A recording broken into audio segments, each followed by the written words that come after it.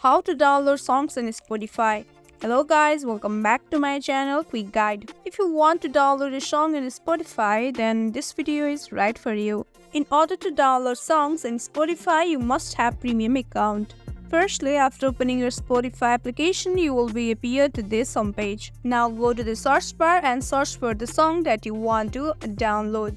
After that, select the song and tap on the three dots in order to add it to the playlist. Now, tap on the Add to Playlist option and add the song to the playlist. You can name your playlist as your preference. After that, click on the Your Library option in the bottom right corner. Click on the playlist you just created and tap on the download icon as shown by the arrow. Wait for a second and your song will be downloaded. Now you can easily listen to the song offline. I hope you enjoyed this video. Don't forget to give it a like and subscribe to my channel. We'll see you on next one. Till then, stay tuned. Bye bye.